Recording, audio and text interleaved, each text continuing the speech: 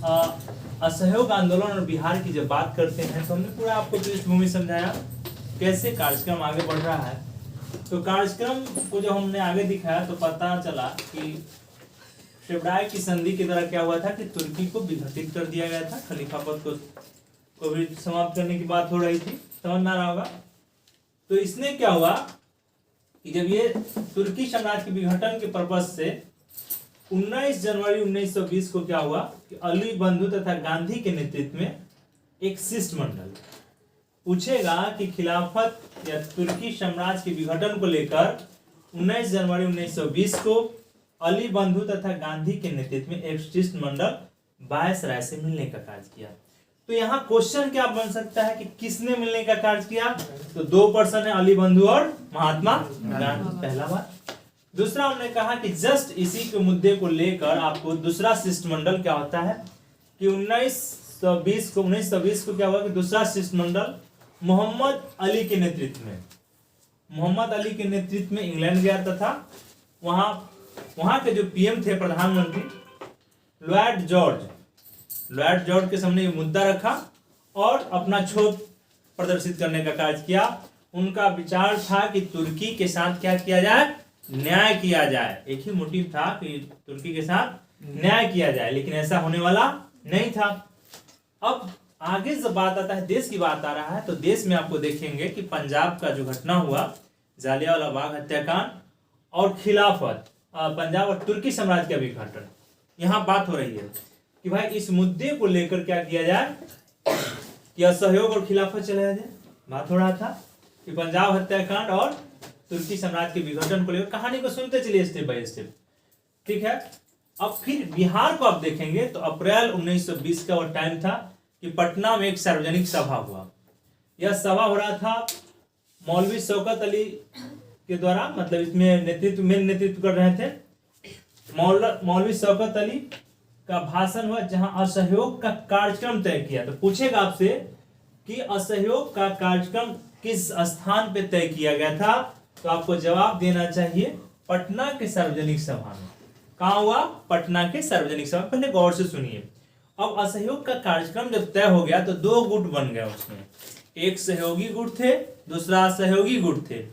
तो सहयोगी जो गुट आपको दिखाई पड़ रहा है कि असहयोग का समर्थन कर रहे थे, उसमें ब्रजकिशोर प्रसाद थे, राजेंद्र बाबू थे, धरणीधर प्रसाद, मजरुल हक थे, और शाह मोहम्मद जुबैर और मौलाना नूरुल हसन इत्यादि जो है ये क्या कर रहे थे कि पक्ष में थे कि असहयोग प्रस्ताव पास होना चाहिए। बात समझ में आ रहा होगा। असहयोग के पक्ष में थे कि असहयोग का कार्यक्रम तय कर दिया जाना चाहिए, लेकिन दूसरा पक्ष था असहयोग के पक्ष में नहीं थे। तो नहीं वाले में आप देखेंगे कि हसन इमाम, नवाब सरफराज, हुसैन खान और सचिदानंद सिन्हा, ये 4 पर्सन हैं जो आप असहयोग के पक्ष में नहीं थे। यहां तक की बात आपको समझ में आ गई होगी।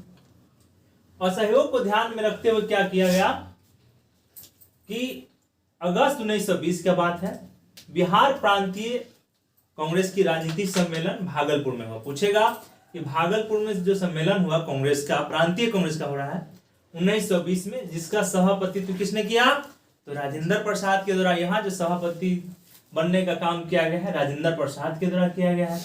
और बिहार प्रांतीय सम्मेलन जो भागलपुर में हुआ वह इंपॉर्टेंस है आपके लिए, उसको याद रखना पड़ेगा।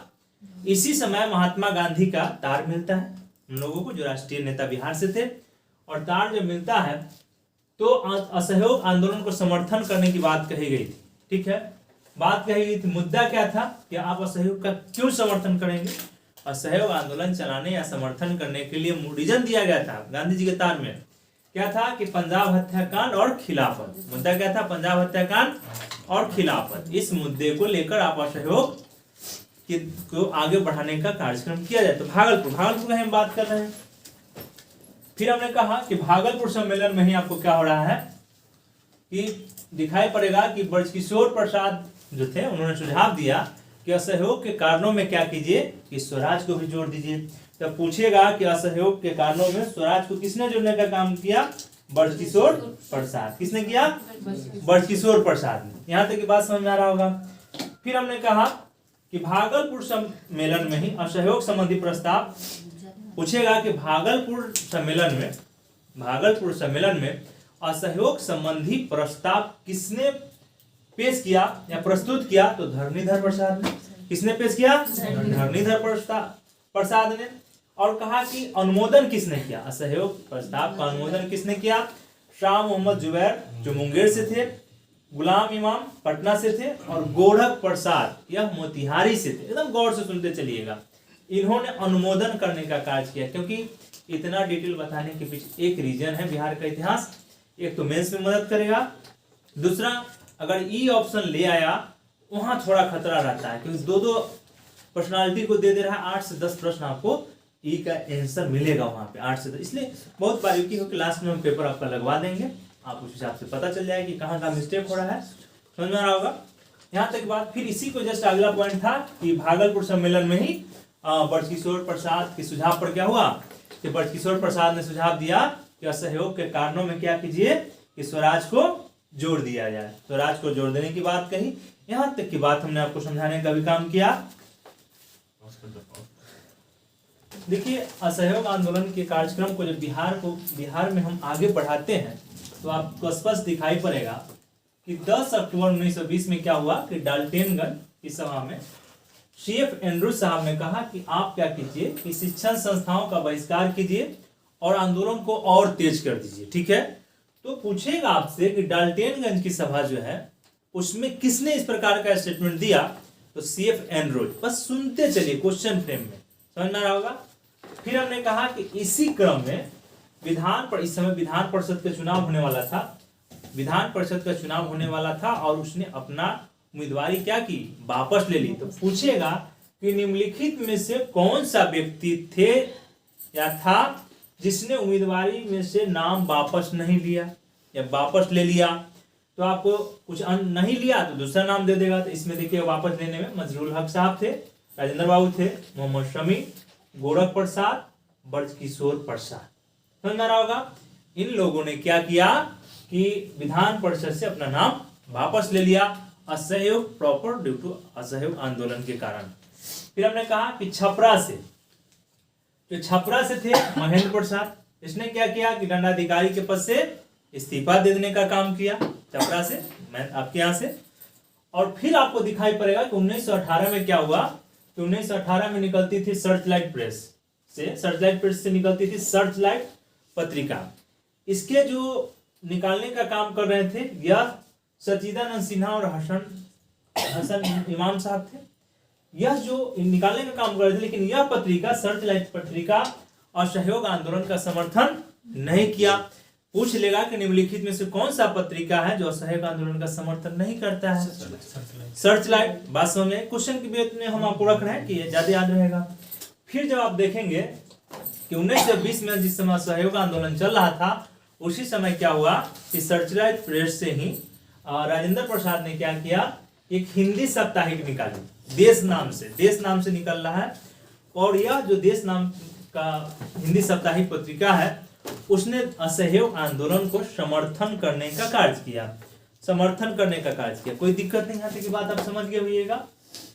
फिर हमने कहा कि इस जब असहयोग आंदोलन भारत में चल रहा है तो बिहार में भी चल रहा है और बहुत जोरों शोरों से चल रहा था, क्योंकि गांधी ने कहा था कि अगर इसके रूल रेगुलेशन को अगर आप अच्छे तरीके से फॉलो करते हैं, 1 साल में क्या होगा, आजादी आपको प्राप्त हो जाएगा।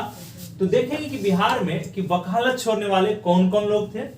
समझा? एक लाइन और हमने जोड़ा था इसमें कि असहयोग की कुछ मुख्य चिंताओं को ध्यान में रखते हुए जनकधारी प्रसाद ने क्या किया कि एक खत लिखने का काम गांधी जी के पास करता है, बताता है कि इसके लेके हमें मन में कुछ चिंता है या डाउट है, इसको क्लियर किया जाए। बात समझ में आया? फिर हमने कहा कि वकालत छोड़ने वाला, असहयोग आंदोलन के क्रम में वकालत छोड़ने वाले जो हमारे राष्ट्रीय नेता थे उसमें दिखाई पड़ेगा पटना से जो थे हसनैन साहब थे, और गया से कृष्ण प्रसाद से, फिर गया से मुकुटधारी प्रसाद, छपरा से मथुरा प्रसाद, और मुंगेर से श्री कृष्ण सिंह और राजेंद्र प्रसाद का नाम आता है, जिन्होंने क्या किया कि वकालत छोड़ दिया। वकालत छोड़ने वाले लिस्ट आपके साथ एक साथ है। यहाँ कोई प्रश्न अगर आपको बनता है तो क्या होगा कि आप आसानी से कर लेंगे। फिर हमने कहा कि देखिए किसान नेता जो थे विद्यानंद ने सरकारी नीतियों की आलोचना की। समझ में आया? और इसी से रिलेटेड, जस्ट इन्हीं से रिलेटेड था ये क्वेश्चन। एक क्वेश्चन पूछा था 65वीं में, कृषि वाला चैप्टर में आप पढ़ेंगे, कृषि आंदोलन से रिलेटेड। वो आपका क्वेश्चन था कि असहयोग आंदोलन के दौरान बिहार में कृषकों का नेतृत्व किसने किया था? तो यहाँ आपको आंसर था स्वामी विद्यानंद। ठीक है, 1920 का जो नेतृत्व किसानों के आंदोलन से, और दरभंगा महाराज के खिलाफ चल रहा था वह किसान आंदोलन, उन्होंने नेतृत्व करने का कार्य किया। तो एक क्वेश्चन यहाँ से पूछा है, समझ रहा होगा। किसान आंदोलन से प्रत्येक साल आपको क्वेश्चन दिखाई पड़ेगा, असहयोग आंदोलन से भी प्रत्येक साल क्वेश्चन दिखाई पड़ जाएगा। इसलिए आप आधुनिक भारत को पढ़ रहे हैं, बहुत अच्छी बात है, लेकिन आधुनिक बिहार को छोड़ के आप क्वेश्चन अच्छे से नहीं कर सकते हैं। समझ में आ रहा होगा। चलिए आगे देखते हैं। हम लोग असहयोग आंदोलन को आगे थोड़ा बढ़ा रहे हैं। असहयोग आंदोलन में हमने लिखा कि 5 अक्टूबर 1920 में क्या हुआ कि असहयोग आंदोलन को बेहतर तरीके से चलाने के लिए क्या किया गया कि आपको दिखाई पड़ेगा कि बिहार प्रांतीय कांग्रेस कमेटी ने क्या किया, एक समिति बनाई। ठीक है, तो समिति जब बनी तो उसमें आपको दिखाई पड़ेगा कि इसके जो मेंबर्स थे मजरुल हक, राजेंद्र प्रसाद, बड़किशोर सिन्हा, मोहम्मद शफी, ये सदस्य थे। और इस समिति का जो अध्यक्ष बना दिया गया था सच्चिदानंद सिन्हा को। लेकिन आगे क्या हुआ कि कांग्रेस ने जो परिवर्तन या चेंज करने की नीति कही थी कि इसमें कुछ चेंज कर दिया जाए, इस कारण से सच्चिदानंद सिन्हा सहमत नहीं थे। और सिन्हा साहब सहमत न होने के कारण क्या कि उस समय बिहार प्रांतीय कांग्रेस के अध्यक्ष थे, उन्होंने क्या किया, पद से इस्तीफा दे दिया। तो पूछेगा कि बिहार कांग्रेस का जो अध्यक्ष थे कौन थे जिन्होंने इस्तीफा देने का काम किया? तो आपको दिखाई पड़ेगा सच्चिदानंद सिन्हा उसमें जरूर होंगे, और नहीं होंगे तो ई ऑप्शन होगा, नहीं होंगे तो ई ऑप्शन होगा। समझ में आ रहा होगा। फिर आपको दिखाई पड़ेगा कि हमने पहले भी कहा था कि 2 तरीके का कार्यक्रम तय किया गया था, रचनात्मक और विरोधात्मक। समझ में आ रहा होगा। तो विरोध करने में क्या हुआ कि नशाबंदी आंदोलन। तो पूछेगा कि कहाँ पे नशाबंदी आंदोलन चल रहा था, जो फेमस है उसी को याद रखना है। तो नवंबर 1920 में आपको दिखाई पड़ेगा कि शाहाबाद के डुमराव में क्या हुआ कि नशाबंदी आंदोलन चलाया जा रहा था। समझ में आ रहा होगा। फिर हमने कहा कि नवंबर के जस्ट बाद 1920 में राष्ट्रपिता महात्मा गांधी के भागलपुर में आगमन होता है। जब भागलपुर में आगमन होते हैं, इसी क्रम में आपको दिखाई पड़ेगा वहां भी नशाबंदी आंदोलन की बात कही जा रही थी, कार्यक्रम को आगे बढ़ाया जा रहा था, क्योंकि नशा को एक्सेप्ट नहीं करते थे। इसी क्रम में आपको गांधी के आगमन के क्रम में ही दिखाई पड़ेगा कि मुजफ्फरपुर से एक गीत काफी लोकप्रिय था, फिरंगिया नाम से, काफी लोकप्रिय था। फिरंगिया नाम का जो गीत था वह मनोरंजन, उस गीत के जो लेखक थे मनोरंजन प्रसाद थे। तो पूछेगा कि असहयोग आंदोलन के समय मुजफ्फरपुर के क्षेत्र में कौन से गीत, या पूरे बिहार के क्षेत्र में कौन से गीत लोकप्रिय हो गए थे? तो फिरंगिया नाम का एक गीत था। समझ में आ रहा होगा। गीत लिखने का भी एक वही उद्देश्य होता है, जागरूक करना, लोगों को समझाना, मोटिवेट करना, मनोरंजन कराना। समझ में आ रहा होगा। तो यह चीज आपको दिखाई पड़ रहा होगा। फिर हमने कहा कि शिक्षा से रिलेटेड, शिक्षा से, क्योंकि स्वदेशी शिक्षा हमने पहले भी बताया था कि कार्यक्रम जो निर्धारित किया गया था स्वदेशी शिक्षा की बात हो रही थी कि अपने देश का शिक्षा हो, उसके लिए शिक्षा कार्यक्रम तय कर दिया गया। तो पटना और गया रोड में आप देखेंगे कि राष्ट्रीय महाविद्यालय की स्थापना की गई, और राष्ट्रीय महाविद्यालय का प्रचार जो है राजेंद्र प्रसाद को बना दिया गया। ठीक है, कोई दिक्कत नहीं आती की बात।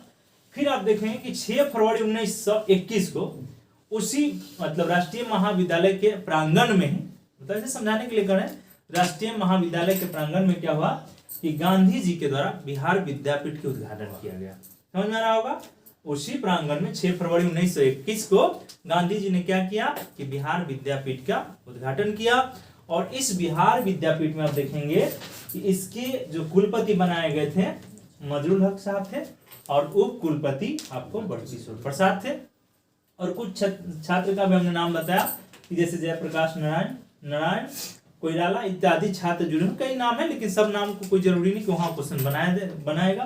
क्वेश्चन जो बनेगा आपको कि गांधी द्वारा इसका बिहार विद्यापीठ का उद्घाटन किसने किया, तो सीधा याद रखिएगा गांधी जी को याद रखिएगा। ज्यादा पूछेगा तो कुलपति और उप कुलपति का नाम पूछ सकता है, ये पूछ सकता है। यहाँ पूछने लायक जो क्वेश्चन है, पटना गया रोड पर राष्ट्रीय महाविद्यालय का प्रचार किन्हें बनाया गया, तो राजेंद्र बाबू को याद रखिएगा। बस इतना आपको यहाँ याद रखना है। समझ में आ रहा होगा। यहाँ तक की बात हमने बताया आपको। और हम लोग बिहार पे क्या हो रहा है कि राष्ट्रीय आंदोलन और सहयोग आंदोलन को जब हम आगे बढ़ा रहे हैं तो आपको दिखाई पड़ेगा कि सदाकत आश्रम की स्थापना, ठीक है, सदाकत आश्रम की स्थापना की बात किया जा रहा है। तो यह जो आश्रम था इनको स्थापित करने का काम मजरूल हक साहब कर रहे हैं और यह खैरुल मियाँ से जमीन लेकर, समझ आ रहा होगा, और यही सदाकत आश्रम है जहां से आपको दिखाई पड़ेगा कि जहां कांग्रेस कमेटी का मुख्यालय बना, समझ में आ रहा होगा। और यहीं से मजरूल हक साहब ने क्या किया कि दी मदरलैंड नामक समाचार पत्र का प्रकाशन किया और यह समाचार पत्र था हिंदू मुस्लिम एकता की वकालत की बात कर रहा था और साथ ही आपको राष्ट्रीय आंदोलन जो सहयोग आंदोलन चल रहा है उसको कैसे आगे बढ़ाया जाए इसके बारे में फोकस करने का कार्य करता था। यहाँ तक की बात हमने आपको समझाया, ठीक है। एक बीच में हमने लिखा कि मोहम्मद खलीक का एक गीत उस समय चर्चा में था बिहार में, भारत जननी तेरी जय तेरी जय। ये गीत का आपको चाहेगा तो लिंक करके देख सकता है और पूछने अगर उनके हाथ में, आयोग के हाथ में है। फिर आप देखेंगे कि अक्टूबर 1921 में ही क्या हुआ कि बिहार प्रांतीय कांग्रेस का सम्मेलन कहाँ हुआ था, आरा में हुआ अक्टूबर 1921 में, और इसकी अध्यक्षता कर रहे थे मोहम्मद शफी। आरा वाला जो सम्मेलन था उसमें मोहम्मद शफी अध्यक्षता कर रहे थे और इसमें कुछ निर्णय लिया गया था। तो कराची सम्मेलन के प्रस्ताव का अनुमोदन कर दिया गया और पटना में निर्णय लिया कि पटना में प्रिंस ऑफ वेल्स जो आगमन होगा उसका विरोध किया जाएगा, ठीक है, बात समझ में आ रहा होगा। यहाँ क्वेश्चन एक बनने की संभावना है कि प्रिंस ऑफ वेल्स के विरोध में का जो निर्णय लिया गया था वो कहाँ लिया गया था, तो आपको आरा में, आरा के बिहार प्रांतीय कांग्रेस के बैठक में लिया गया था। यहाँ तक क्या आप बात बता सकते हैं, ठीक है। तो आपको फिर एक माइंड में बात आया कि कब प्रिंस ऑफ वेल्स का आगमन हुआ बिहार में, तो 22 दिसंबर 1921 को बिहार पहुंचता है प्रिंस ऑफ वेल्स। जैसे ही पहुंचता है तो उनका विरोध हो रहा है, ठीक है। विरोध में आप देखेंगे पटना में सावित्री देवी द्वारा विरोध किया गया है। पटना में सावित्री देवी, महिलाओं ने भी वहां कुछ जो सक्रिय महिलाएं थी उनका नाम आता है इतिहास में। फिर चित्तरंजन दास की पत्नी उर्मिला देवी ने महिलाओं को इस समय प्रिंस ऑफ वेल्स के आगमन के क्रम में ही महिलाओं को जागरूक करने का कार्य करती है, कोई दिक्कत नहीं। एक हमने बीच में 21 का ही डाटा आपको बताया था कि बिहार प्रांतीय कांग्रेस कमेटी के द्वारा क्या किया गया था, 27 नवंबर 1921 को बिहार कौमी सेवक दल का गठन किया गया था, समझ आ रहा होगा। तो पूछेगा कि बिहार कौमी सेवक दल कब से जुड़ा हुआ है या कब स्थापित हुआ, तो 27 नवंबर 1921 यह बिहार प्रांतीय कांग्रेस के द्वारा ही गठित किया गया था, बिहार प्रांतीय कांग्रेस के द्वारा गठित किया गया था। फिर आपको एक और एरिया था कि 1922 में भागलपुर झंडा कांड, कहने का मतलब है कि वहां जब प्रदर्शनी के रूप में झंडा को लगा दिया गया तो उसने ब्रिटिश ने क्या किया, ब्रिटिश अधिकारी ने क्या किया, उसको जब्त करने के लिए काम किया। तो इसलिए भागलपुर झंडा कांड जो है फेमस है, 1922 का भागलपुर झंडा कांड फेमस है। फिर हमने कहा कि स्थिति बदलती गई और 5 फरवरी का वह जो दिन था वह गोरखपुर में, क्योंकि गांधी ने कहा था कि हम आपको 1 साल में आजादी दिला देंगे अगर आप मेरे बताए हुए सत्याग्रह को पालन करते हैं, मेरे रास्ते पर चलने की कोशिश करते हैं। लेकिन गांधी को हिंसा पसंद नहीं था। 5 फरवरी 1922 में गोरखपुर में चौड़ी चौड़ा घटना होता है, समझ में आ रहा होगा। इसमें काफी आग लगा दिया गया था थाना में, समझ में आ रहा होगा। और यह घटना की जैसी जानकारी होता है तो उन्होंने कहा कि भाई अब यह आंदोलन बढ़ाना ठीक नहीं है। फिर आपको उसी समय 10 मार्च 1922 को गांधी जी को गिरफ्तार कर लिया गया और 6 सालों के लिए सजा दे दी गई। यह आपको असहयोग आंदोलन की जो मेन एरिया था। इसके बाद फिर हम 1922 से आगे गया अधिवेशन से कल का क्लास में देखने का कार्य करेंगे, ठीक है। आज के लिए वो क्या लिखा सर, बिहार के बगल में